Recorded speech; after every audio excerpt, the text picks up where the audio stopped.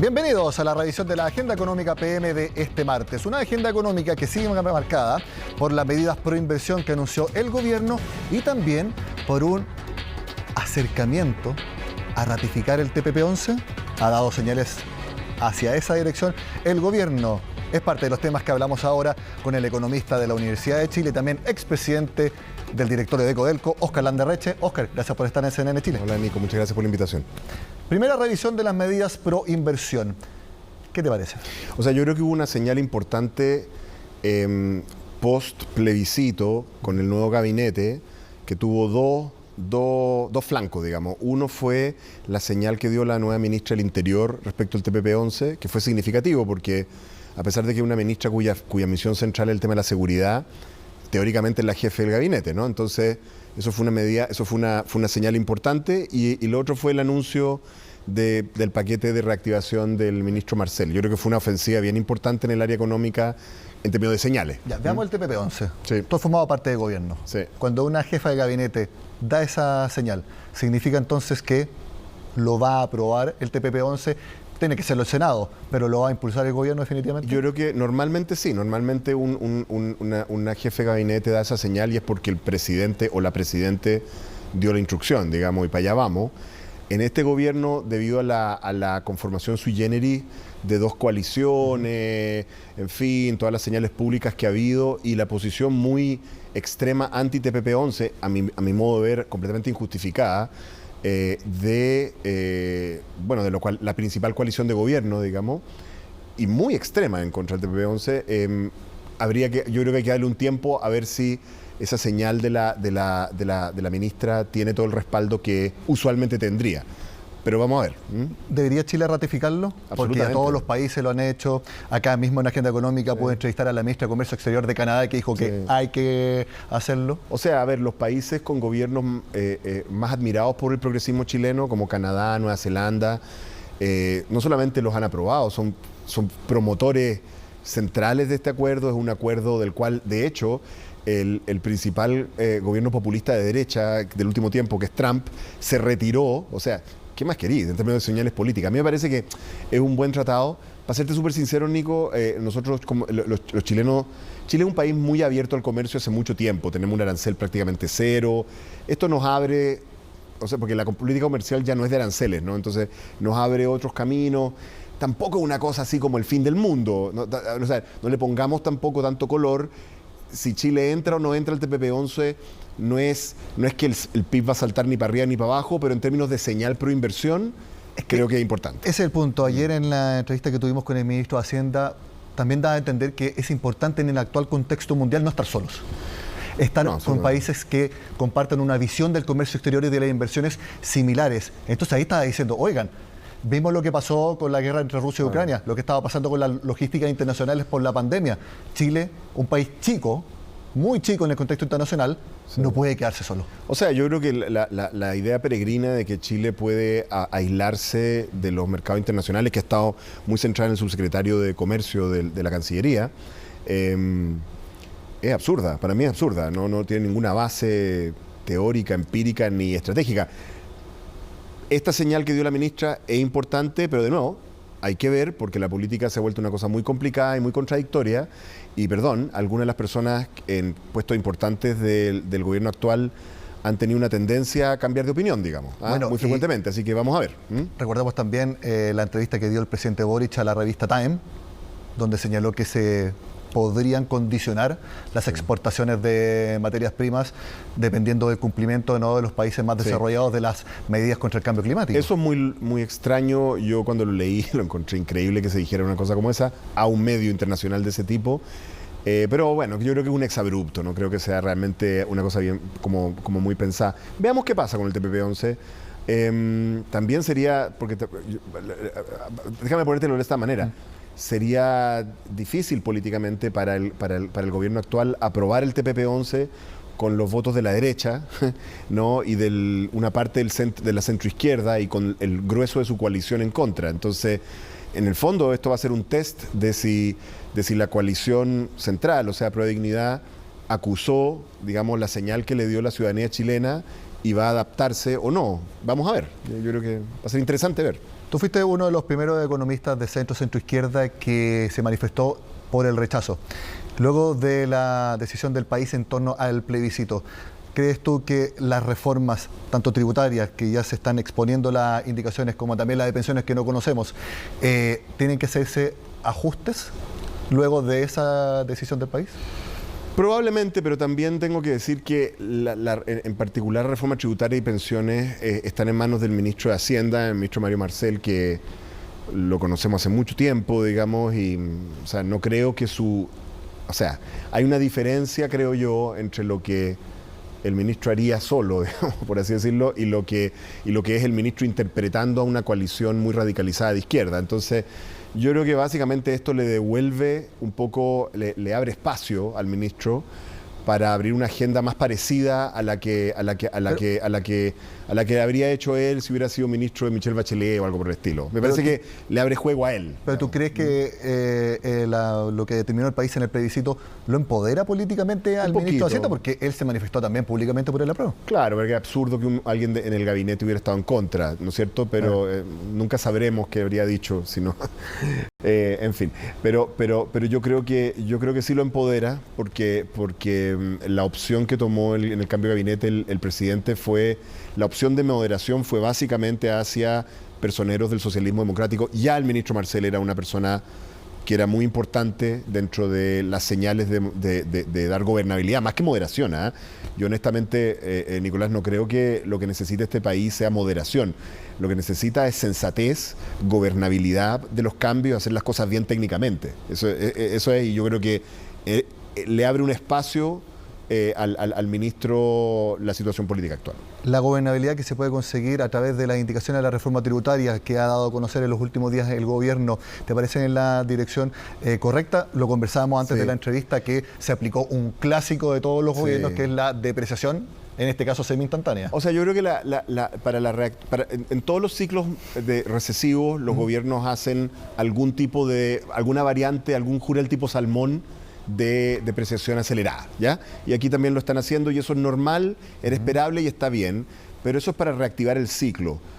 A mí lo que me pareció un poquito más sui generis, para ser súper sincero, es la parte del paquete que lanza el Ministerio de Hacienda, que es básicamente decir, voy a aplazar o voy a demorar alguna de las propuestas de alza tributaria que todavía no he presentado en el paquete de reforma tributaria. Es como raro, ¿no? Es como que parte de las medidas que tú haces es no hacer lo que quizás habrías hecho. Es muy, muy extraño. Se entiende como señal política, ¿ya? Pero de nuevo, estamos más bien aplazando algo que todavía no ha ocurrido. Entonces, en términos técnicos, no sé qué tanto efecto tenga. Puede tener un efecto de señal, pero así como en el cash flow, ninguno. Entonces ahí eso lo encontré un poquito sui generis. Me pareció interesante la medida de reactivación del mercado inmobiliario, esta garantía a los créditos de los pies. Eso puede ser interesante porque efectivamente el mercado inmobiliario fue muy golpeado por la pandemia, muy, muy fuerte, ¿no? Y ese es un generador de empleo importante, digamos. Así que ahí hay algo interesante.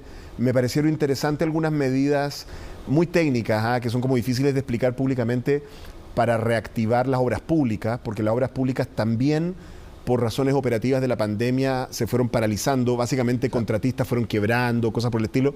Entonces hay unas medidas interesantes ahí. Ahí uno lee que están intentando disminuir la burocracia de las inversiones. Están tratando están tratando de acelerar la inversión pública, las obras públicas, claro. Ahí sí que hay una cosa interesante. ¿Dónde encuentro que está un poquito más débil esto? Me pareció las medidas estas de que vamos a nombrar unos encargados de promoción de las inversiones en Chile. No sé, encuentro que eso no mueve mucho la aguja. Me parece más importante desde el punto de vista o sea, desde el punto de vista de la inversión internacional hay dos cosas centrales acá. Una es la señal de TPP-11 y la ratificación del tratado, de la renegociación del tratado con la Unión Europea. Y lo otro no está en manos del ministro Marcel, es que se vaya clarificando el mecanismo y el camino para la reforma constitucional. Esa es la razón por la cual el dólar no bajó tanto después del contundente rechazo del plebiscito, es porque los inversionistas internacionales, el empresariado internacional dice, ya, ok, qué bueno que pasó esto desde el punto de vista de ellos, pero no se ha resuelto el problema, digamos. ¿Tú qué mecanismo optarías en este caso? Y también la pregunta es, ¿hay que hacerlo ahora, de inmediato? ¿O hay algunas que plantean, tomémonos un tiempo, si el plebiscito fue recién hace 8 días? Sí, yo creo que, o sea, yo veo cierto nivel de ansiedad ahora en la clase política por resolver todo al tiro. Vivimos en una cultura como inmediata, ¿no? En que tú pides un delivery y te llega en la tarde, entonces estamos como mal acostumbrados y en realidad a veces las cosas que se hacen con un poquito más de calma salen mejor. Quizás eso es lo que deberíamos haber aprendido del proceso anterior, que fue un poquito matacaballo, con tiempos y con una prisa demasiado grande. Yo creo que es inevitable que esto sea con una convención electa. A mí me parece que muchos de los problemas que yo he escuchado, algunas reticencias de sectores de la derecha que quieren cumplir con las promesas que hicieron, me imagino, de que el proceso continúe, pero tienen algunos temores de que vuelva a ocurrir lo que pasó con la convención anterior, que fue, digamos, carnavalesca, por decirlo poco, ¿no? Yo creo que se resolverían con dos cosas, para ser súper sincero. Uno, con voto obligatorio, o sea que cuando elijamos a los convencionales, no a la salida solamente, sino que cuando lo elijamos sea con voto obligatorio, eso va a moderar bastante las cosas. Y lo segundo, con que alguna parte de la convención, pues en la mitad, no tiene por qué ser toda, sea electa con listas cerradas de los partidos políticos, que le va a permitir a los partidos meter a sus expertos como parte de las listas. Me parece que con una combinación de esas dos cosas no hay buenas razones para que se resistan a una convención electa. En términos de los tiempos, yo más bien me demoraría, ¿eh? Yo no soy muy partidario de acelerar las cosas. Si uno se demora todo el 2023 y entradito en 2024, no le encuentro mayor problema. Esto es demasiado importante para apurarlo. ¿Te parece entonces también que el gobierno tomó una buena decisión en no presentar la reforma de pensiones, ni el proyecto, ni los lineamientos principales antes del plebiscito, y que también se tome su tiempo ahora? De hecho, la ministra está señalando que siguen buscando diálogos para acuerdos, es decir, la reforma parece que está todavía bastante abierta en algunos puntos. O sea, para ser súper sincero, yo creo que hay un juicio político porque evidentemente el tema de la propiedad de los fondos había sido un tema durante la campaña del apruebo y el rechazo, y eso iba a colocar el tema días anteriores al plebiscito al frente, ¿no? En el top of mind de la gente. Así que me parece que no... Me parecía de toda sensatez la jugada que hizo el gobierno. A mí me parece... Personalmente creo que inevitablemente vamos a terminar con una reforma tributaria que va a ser en el fondo una reforma previsional que va a ser una reforma tributaria. O sea, lo que va a hacer es que vamos a aumentar la cotización, y una parte de eso va a ser básicamente un impuesto que se va a usar de una manera redistributiva, y quizá otra parte va a ser una contribución a las cuentas individuales, que van a seguir seguramente. Yo creo que eso es bastante natural, Nicolás, porque una de las características que tiene el sistema tributario chileno, que es desagradable decirlo, a la gente le carga escucharlo, es que en realidad las clases medias chilenas no pagan impuesto a la renta. Y cuando uno mira los países con niveles de impuestos más altos, con tributación más alta, no solamente pagan más los ricos, sino que las clases medias pagan impuesto a la renta. Entonces, esto de colocar una cotización adicional, que en el fondo es un impuesto, es una manera en que Chile va a llegar a eso. Yo sé que es desagradable, a la gente no le gusta que le digan eso, pero creo que vamos a llegar ahí. Ahora, dicho eso, es una conversación tan complicada y tan difícil políticamente. Subirle los impuestos a la gente, a la clase media, no es una cosa simple, que me parece que hay que hacerlo con calma y bien hecho. Oscar, nos quedan 2 minutos y estas son preguntas macro, que es tu especialidad. Necesito que sean rápidas las respuestas para poder alcanzarla. El gasto público va a crecer entre 3 y 4% el próximo año, lo dijo acá el ministro de Hacienda. Sí. ¿Te parece un aumento equilibrado para solventar las ayudas sociales, pero también para no sumar presiones inflacionarias? Me parece razonable, sí, estoy de acuerdo. Yo creo que está bien esa programación. ¿Llegó el pic actual de inflación anual, que está 14,1%, ya empezaría a bajar? Bueno, yo a principio de año aposté que íbamos a tocar 15 y vamos a empezar a bajar, así que podría subir un poquito más y bajar. ¿Crees que el Banco Central va a subir aún más la tasa de interés? Ha dicho que el escenario más probable es que no. Yo creo que eso va a depender un poquito de qué pase internacionalmente. Me parece que en Estados Unidos hay como señales de que ahí se van a quedar. El Banco Central no se puede desalinear mucho de lo que pasa con las tasas internacionales, porque si no se nos reevalúa el tipo de cambio. Entonces, yo creo que dado el statu quo, se va a quedar ahí. Podría subir unos 25, 50 puntos, completar los 11. por ahí. A ver, si lo entendí bien.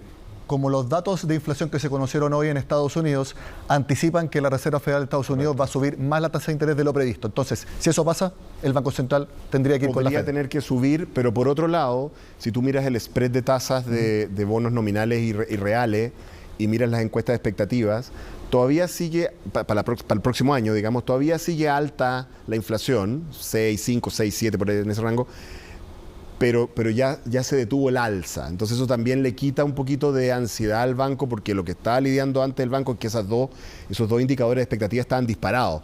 Ahora están levemente bajando. Eso le da un espacio. ¿Qué es lo que yo haría si fuera el banco? Yo me mantendría arriba con la tasa, tranquilito, pero no escupir al cielo, porque puede haber escenarios en los cuales tenga que subir un poquito más todavía. Si es que la inflación empieza a ceder, ¿el Banco Central debiera también bajar la tasa de interés? Pero eso va a depender mucho de qué pasa con las tasas internacionales, porque si tú eres muy agresivo a la baja, de nuevo vas a desalinear el tipo de cambio. Entonces, Última pregunta. ¿Estamos ya en una recesión? ¿Vamos camino a una recesión? Hace rato. O sea, estamos en una recesión. Da un poco lo mismo esta historia de la recesión técnica. Esto es una cosa que usamos los economistas para hacer contabilidad, de que 2 semestres. Estamos en una recesión y vamos a pasar un muy mal año. Para empezar, el segundo semestre va a ser malazo en términos de crecimiento, empleo, y el próximo año también. Ojo, la gente está muy acostumbrada a hablar de crecimiento. Tenemos que empezar a hablar, como en estas tasas, hay que empezar a hablar de crecimiento per cápita. Hay que acordarse de que todos los años la población chilena crece entre 1,5 y 2%. Eso significa que si la economía crece 2%, en términos por persona, creció 0. El próximo año vamos a crecer menos 1, menos 2, en ese rango. Estamos hablando de un crecimiento de menos 3, menos 4. ¿Ya? Estamos en una situación complicada. Esta economía no va a ser capaz, como está ahora, de generar los empleos que necesita para la gente que vive acá. Por eso es que es tan importante las señales de reactivación del gobierno, y yo más bien enfatizaría reforzarlas y complementarlas con otras señales, porque, por ejemplo, vemos que están paralizadas los permisos de inversión del sistema de evaluación ambiental. Yo los he mirado en detalle. Hay algunos que se justifica la paralización porque no son proyectos bien formulados, pero hay otros que da la impresión de que hay una mirada más bien ideológica, de que todo lo que es inversión es malo. Y esa mirada ideológica no le va a servir a este gobierno y a este presidente para salir del hoyo en que está. Óscar Landerreche, gracias por estar en Agenda Económica. Gracias a ti. Hacemos la pausa y volvemos con la última parte del programa. El dato de inflación en Estados Unidos hizo que el dólar se disparara más de 20 pesos este martes. Lo conversamos junto a Sebastián Espinosa de XTV. Sebastián, muy buenas tardes. Hola Nicolás, ¿cómo estás? Muy bien, a ver, se esperaba que la inflación en Estados Unidos fuera 0%, igual que en julio, sin embargo creció mensualmente 0,1%, no es tanto, y que la inflación anual cayera algo más de lo que hizo. ¿Sorprendió tanto al mercado el dato de IPC en Estados Unidos que hizo que el dólar se disparara en nuestro país? Bueno, sí, y no solo en nuestro país, sino que a nivel internacional el dólar ha tenido un tremendo salto el día de hoy. Vemos una apreciación inusual en el dólar index, por ejemplo, que es el índice que mide el dólar frente a otras divisas que son también importantes a nivel global. Y lo usamos como indicador para ver la fortaleza o debilidad de la moneda estadounidense. Y vemos que hay una gran apreciación el día de hoy, termina impactando al dólar contra el peso chileno, y el IPC subyacente, que es algo que sigue mucho también la Reserva Federal y los inversionistas, dobló las expectativas, entonces impacta fuertemente de inmediato el mercado. Aquí lo que hay que entender es que más allá del dato de inflación, es lo que provocaría, que es un alza en la tasa de interés por parte de la Reserva Federal mayor a lo esperado. Exacto. Hemos tenido muchos cambios en lo que piensan los inversionistas, lo que piensa el mercado en función de la próxima reunión. Antes del dato de IPC, la mayor probabilidad se la llevaba una subida de 75 puntos. Sigue siendo el mismo caso, pero en vez de que el segundo escenario sea de una subida de 50, o sea menor, ahora el segundo escenario es una subida incluso de 100 puntos base, en un poquito más de 15%, lo cual plantea de inmediato la postura de los inversionistas hacia un dólar más alcista ahora con este dato de IPC que muestra que la desaceleración en la inflación todavía no está llegando. Con estos nuevos antecedentes, ¿qué se puede esperar para el dólar en los próximos días, Sebastián? Mañana hay un dato importante también, que es la inflación de los productores, que generalmente viene saliendo elevada, pero que bueno, en función de qué tan fuerte o qué tan débil es, nos da una luz de lo que podría pasar en la siguiente entrega de inflación. Si bien es muy probable que la subida de tasa sea de 75 puntos base y no se mueva de ahí, también va a ser relevante lo que diga Jerome Powell en esa reunión luego de la decisión de política monetaria, ya que conoceremos también cómo vendrá la política monetaria para las otras reuniones. Y obviamente también seguir lo que está pasando a nivel local. Si bien ganó el rechazo, la incertidumbre política sigue, a ver qué va a pasar en materia constituyente, qué va a pasar con las reformas del gobierno también, en diferentes materias. Entonces, esos son los principales impulsores de incertidumbre a nivel local que vienen provocando que el dólar suba bastante de los 900 pesos. Exactamente, 917 fue el cierre de este martes. Sebastián Espinosa, de XTV Latam, gracias por estar en Agenda Económica. No, gracias a ti, Nicolás, que esté muy bien. Esta jornada también fue de evaluaciones por parte del sector privado del plan Invirtamos en Chile, que lo conversamos ayer con el ministro de Hacienda, Mario Marcel, acá en Agenda Económica. En Agenda Económica AM de este martes, Sebastián Aguirre conversó con el presidente de la CPC, Juan Sutil, y también durante la mañana el mismo Sebastián Aguirre conversó con el presidente de la SOFOFA, Richard von Appen. Veamos cuáles fueron sus comentarios respecto al plan de inversiones del gobierno. Hay medidas que son puntuales y son consideradas y pueden ser efectivas dentro de este paquete de medidas. El problema, a mi juicio, es otro.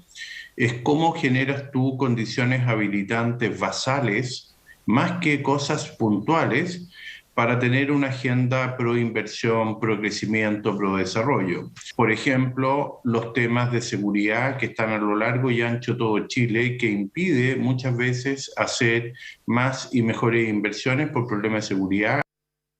Toma varias de las propuestas que nosotros hicimos llegar en su momento al gobierno a través del ministro Marcel, pero todavía la consideramos insuficiente, porque hay varios aspectos que hay que profundizar y hay algunos que hay que darle suma urgencia, como por ejemplo enfrentar el tema de seguridad. Porque la seguridad finalmente entrega certidumbre y cuando hay inseguridad la gente paraliza inversiones, porque esto está ocurriendo también a nivel del comercio. Y lo segundo es respecto a cuál va a ser la posición del gobierno frente a la inserción de Chile en el plano internacional. Lo último que compartimos con ustedes en la agenda económica de este martes es la confirmación de que la reforma de pensiones está bastante más abierta de lo que uno pensaba. Miren lo que dijo la ministra del Trabajo. El presidente anunciará la fecha de la presentación del proyecto de reforma a las pensiones y en la etapa en la que hemos estado estos últimos meses construyendo una propuesta que es robusta técnicamente a fin de que la reforma previsional pueda sumar la mayor cantidad de voluntades. Sabemos que es una reforma muy importante, pero también sabemos y tenemos claridad que hay que desacoplarla de las contingencias. Profundizar ese diálogo. Ahí el mensaje de la ministra del Trabajo es que siguen conversando y, como decía, lograr el mayor consenso posible. Así que puede que se esté nuevamente haciendo bastantes ajustes a la reforma de pensiones. Bueno, lo sabremos cuando se presente el proyecto. Terminamos la agenda económica de esta jornada. Sean con nosotros en CNN Chile.